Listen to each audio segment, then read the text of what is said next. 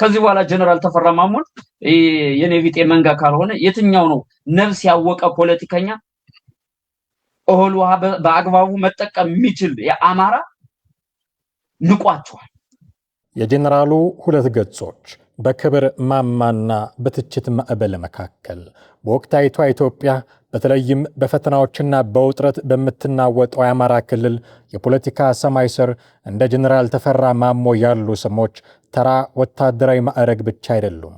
እነርሱ የስሜት መጋጫ፣ የክብርና የጥርጣሬ መናኸሪያ፣ የጀግንነትና የክህደት ትርክቶች የሚላተሙባቸው አውደ ግንባሮች ናቸው።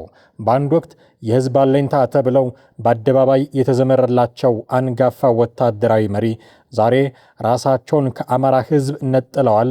አልፎ ተርፎም ለህወሓት ስስ ልብ አላቸው፣ ከታዋቂነትም ወደ ውርደት ወርደዋል የሚሉ የትችት ፍላጻዎች እየተተኮሱባቸው ይገኛል።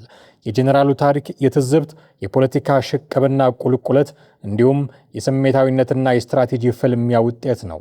ይህንን ውስብስብ የጀነራሉን የህይወት ምዕራፍ በሁለት እርስ በርሳቸው በሚጋጩ ነገር ግን እጅግ አጓጊ በሆኑ እይታዎች መነጽር ማየት እንችላለን።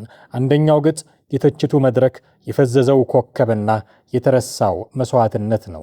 ይህ እይታ ጀነራሉን የሚመለከተው በወቅታዊው ትግል ሙቀትና በህዝብ ቁጣ መነጽር ነው። ለዓመታት የአማራን ልዩ ኃይል በደምና በአጥንት ገንብተው በታላቁ የህልውና ዘመቻ ወቅት ግንባር ቀደም ሆነው ሲመሩ የነበሩ ጀነራል ዛሬ በብዙዎች ዘንድ መንገዳቸውን ስተዋል የሚል ክስ ይቀርብባቸዋል። በዚህ መሰረት የሰሜኑ ጦርነት ካበቃና የፕሪቶሪያው የሰላም ስምምነት ከተፈረመ በኋላ የነበረው አዲስ የፖለቲካ አሰላለፍ ጀነራሉን ከተራማጁና ጽኑ አቋም ካለው የህዝብ ክፍል እያራቃቸው የመጣ ይመስላል። ትናንት በጠመንጃ አፈሙዝ ፊት የቆሙለትን ህዝብ ዛሬ በድርድርና በፖለቲካ ስምምነት ጠረጴዛ ስር ሊሸጡት ዳርተዋል ይላሉ ተቺዎቻቸው። ይባስ ብሎም በቀድሞው ስርዓት ለዓመታት በእስር እንዲማቀቁ ካደረጋቸው ከቀድሞው ጠላታቸው ከህወሓት ጋር አሁን ላይ ያላቸው የለስላሳ ዲፕሎማሲ አቀራረብ በደጋፊዎቻቸው ዘንድ እንደ ትልቅ ክህደት ተቆጥሯል። በአማራ ምድር ላይ የጦርነት ነጎድጓድ እየጮኸ ፋኖና ደጋፊዎቹ ስር ነቀል ለውጥ እያለሙ ባሉበት በዚህ ታሪካዊ ወቅት ጀነራሉ መካከለኛውን መንገድ መምረጣቸው እንደ ወታደራዊ አርበኝነት ሳይሆን እንደ መሸሽና መረታት ተተርጉሞባቸዋል። ትናንት በመቶ ሺዎች የሚቆጠሩ ወጣቶች ስማቸውን እየጠሩ ሲምሉላቸው የነበሩት ጀነራሉ ዛሬ ከአንጋፋው ወታደራዊ ማማቸው ወርደው በጥርጣሬ ላይ ስር መሆናቸው ከከፍታ ወደ ቁልቁለት የመውረዳቸው ትልቅ ማሳያም ተደርጎ ይወሰዳል።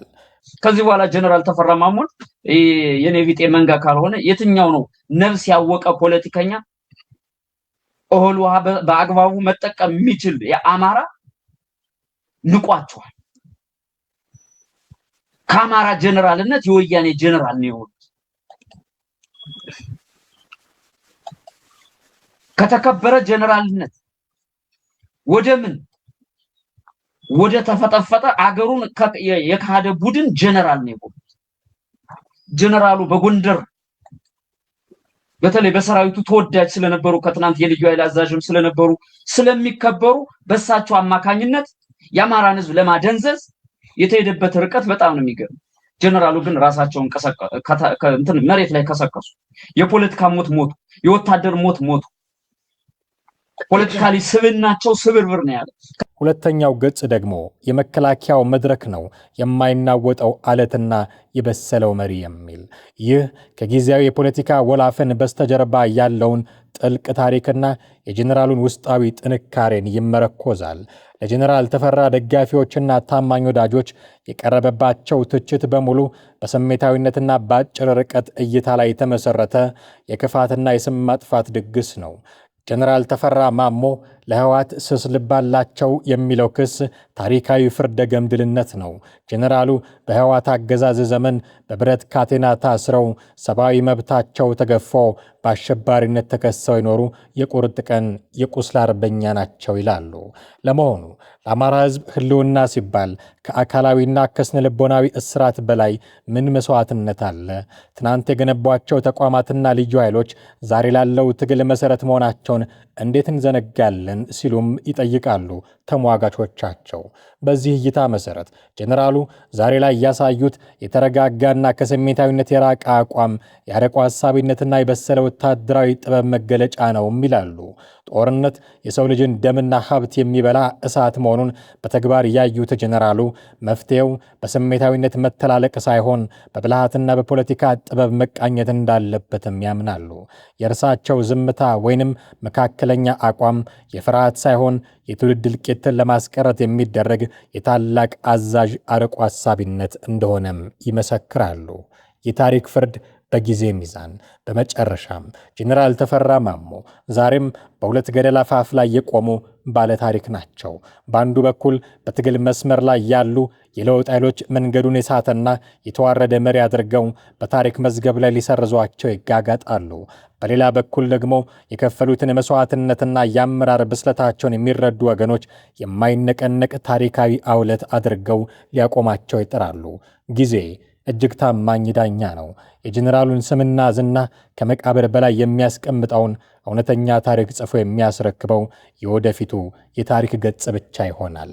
የአማራን የሆነን ሁሉ ቀማለሁ የሚል ኃይልን ተሸክመህ ይዘህ ልትመጣ ጥያቄን በኪስ ያዘው አታንሳ። በዚህ ሰዓት የአማራ ትግል ሰረገላና የዘመነ ካሴ አጣብቂኝ በትቢያና በጭስ መካከል በደም አግድም በታረሰው የአማራ ተራሮች ግርጌ አንድ ትልቅ ጥያቄ ያውሎ ነፋስ ያህል እየጮኸ ነው።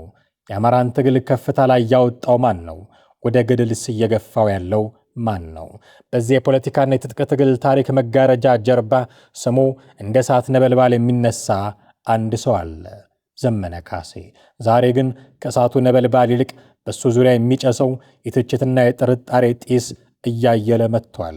ዘመነ ትግሉን ባናቱ አቁሞታል የሚለው ክስ በተራሮች ላይ ከሚጮኸው የተኩስ ድምፅ በላይ የጎላም እያስተጋባ ያለም ነው። ይህ ትችት የመሪው ውድቀት ነው ወይንስ የትግሉ ተፈጥሯዊ ምጥ?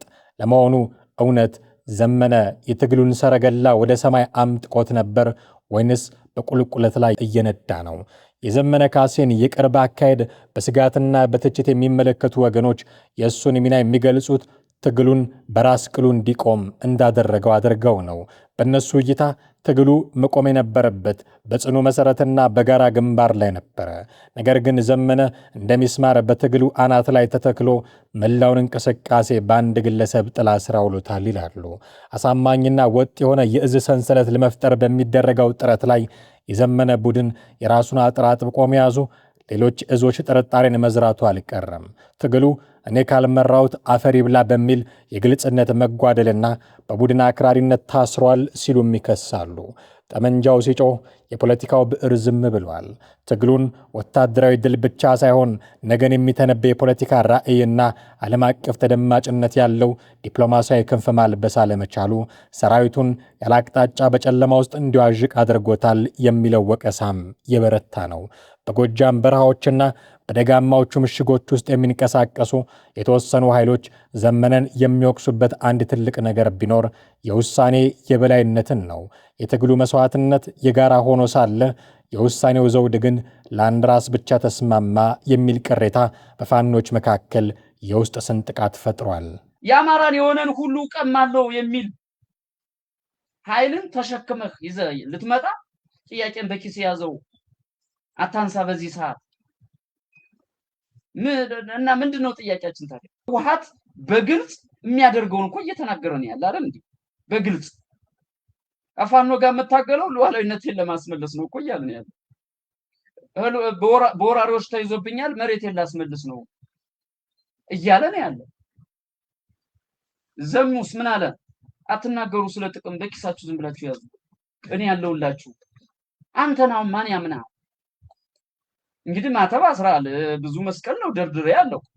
እኔና እስክንድርን እናቱ ማርያምና ልጁ ኢየሱስ ክርስቶስ ነን ማንም አይለየን ያልክ ሰውዬ ዛሬ ኢየሱስ ክርስቶስን ይሁዳ፣ እስክንድርን ይሁዳ፣ አንተ ደግሞ ኢየሱስ ብለህ ያስነገርክ ሰው እኮ ነው። በምን ትታመናለህ? ዘመነ የአማራን ህዝብ ትግል ባናቱ ነው የተተከለው ድጋሜ እንዳይነሳ። በእሳቱ ዙሪያ ግን ትችቱን ብቻ ሳይሆን ለዘመነ ያላቸውን ፍቅር በደማቸው ሊጽፉ የተዘጋጁ የዋሉ ያደሩ ወገኖችም አሉ። እነዚህ ደጋፊዎቹ ዘመነ በትግሉ አናት ላይ የቆመው በጉልበት ሳይሆን በከፈለው የመከራ ዋጋ ነው ይላሉ። ዘመነ ማለት የቃላት ጋጋታ ሳይሆን በተግባር የተፈተነ ወርቅ ነውም ይላሉ። በእስር ቤት ግድግዳዎች ውስጥ ያልበገረው ጽናቱ፣ በበረሃው ፀሐይና በብርዱ ያልደከመው ወኔው ዛሬም ድረስ ለብዙዎች የነጻነት ትንፋሽ ነውም ብለው ይከራከራሉ። ደጋፊዎቹ እንደሚሉት በዘመነ ላይ የሚሰነዝረው ወቀሳ የትግሉን ውስብስብ ባህሪ ካለመረዳት የሚመነጭ ነው። መንግስት ከፋፍለ ግዛ በሚለው ስትራቴጂ መሪዎችን ለማናከስ በሚያሴርበትና በተለያዩ እዞች መካከል የተለያየ ፍላጎት ባለበት መድረክ ላይ ሰራዊትን አጽንቶ መያዝ ራሱ ትልቅ ጥበብ ነው ብለውም ይከራከሩለታል። በመሬት ላይ ያለው ታጣቂና ገበሬ አሁንም የስሙ መጠሪያ የምሽጉ ዋስትና አድርጎ የሚያየው ዘመነን ነው። ዘመነን መንካት ማለት የትግሉን ዋልታ ማፍረስ ማለት ነው በሚል ጽኑ እምነት ዙሪያውን ከበውታል። የአማራ ትግል ዛሬ ላይ የቆመበት አደባባይ እጅግ ጠባብና ጥንቃቄ የሚሻ ነው። ዘመነ ካሴ በትግሉ አናት ላይ የቆመው ትግሉን ለማንቀሳቀስ በሚያደርገው ጥረት ይሁን አሊያም ትግሉን በራሱ ጥላ ስር ለመጠቅለል የመጨረሻውን ፍርድ የሚሰጠው ጊዜና የመሬቱ ተጨባጭ እውነት ነው። ጉዞው ግን ይቀጥላል። የክፍፍሉ አቧራ ፈርሶ የእዞቹ መሪዎች በጋራ ጠረጴዛ ዙሪያ ካልተቀመጡና አንዱ ሌላውን ካላዳመጠ ትግሉ ባናቱ ብቻ ሳይሆን በክንዱም አንድ ግለሰብን ሳይሆን መላውን ሕዝብ ወደ ሰላምና ነጻነት ወደብ የሚያሻገር ጽኑ መርከብ ነው። ይህ የሁለቱ ጎራዴዎች አጣብቂኝ ነው። የጀኔራል ተፈራ ማሞና የዘመነ ካሴ በትቢያና በባሩድ ጭስ በታፈነው የኢትዮጵያ ሰማይ ስር የአማራ ትግል ሰረገላ በአውሎ ነፋስ መካከል እየተጓዘ ነው። በዚህ አስፈሪ ጉዞ ውስጥ ደግሞ ስማቸው እንደ ነጎድጓድ የሚሰማ ሁለት ሰዎች አሉ። በውጊያ ስልትና በስትራቴጂ ጥበብ የጠነከሩት የጦር ሜዳው አንበሳ ጀኔራል ተፈራ ማሞ አንዱ ናቸው። ሁለተኛው ደግሞ በትጥቅ ትግሉ እምብርት ላይ የተተከለውና የነበልባሉ መሪ የሚባለው ዘመነ ካሴ። የሚገርመው ግን ዛሬ ሁለቱም መሪዎች በአንድ አደባባይ ላይ ቆመዋል። በክብርና በውዳሴ አደባባይ ሳይሆን ከተለያዩ አቅጣጫዎች በሚወረወሩ የትችትና የጥርጣሬ ፍላጻዎች መካከል። ለመሆኑ ለምን በዚች ወሳኝ ሰዓት ሁለቱ ታዋቂ ሰዎች የትችት ሰለባ ሆኑ? ይህች የትችቱ ሽንፍር አሁን የመጣችበት ምክንያት በትግሉ ወቅታዊ ሽግግር ምክንያት ነው። ትግሉ አሁን ላይ ከጥቃቅን የሽምቅ ውጊያዎች ወጥቶ ወደ ማጠቃለያና የአማራጭ ኃይል ወደ መሆን መሸጋገር አለበት በሚል ይህ ሽግግር ደግሞ የሚጠይቀው በስሜት መነዳትን ወይንም የወታደራዊ ማዕረግን ብቻ ሳይሆን ፍጹም መተማመንን፣ የአመራር ብስለትንና የጋራ እዝን ነው። ሁለቱ መሪዎች በዚህ ወሳኝ የሽግግር ወቅት ላይ የሚጠበቅባቸውን ሰፊና ሁሉን አቀፍ ሚና መጫወት ባለመቻላቸው የህዝቡ ስጋት ወደ ትችት ተለውጧል። ጀኔራል ተፈራ ማሞ ልምድ ናቸው። ዘመነ ካሴ ደግሞ ጉልበት። ልምዱ ያለ ጉልበቱ ይዝላል፣ ጉልበቱም ያለ ልምዱ አቅጣጫውን ያጣል። ተቺዎቻቸው እንዲህ ይላሉ። ዛሬ የሚሰነዘርባቸው ትችት ሁለቱንም ለመደምሰስ ሳይሆን እንዲታረሙና አብረው እንዲሰሩ የሚወረወር የነጻነት ድምፅ ነው ሲሉ፣ ጊዜው ግን እየረፈደ ነው። ሁለቱ መሪዎች የትችቱን መነጽር አውልቀው የጋራ ድልድይ ካልፈጠሩ ታሪክ በትናንት ውበታቸው ላይ ሳይሆን በዛሬው ስንጥቃታቸው ላይ ሊፈርድባቸው ይችላልና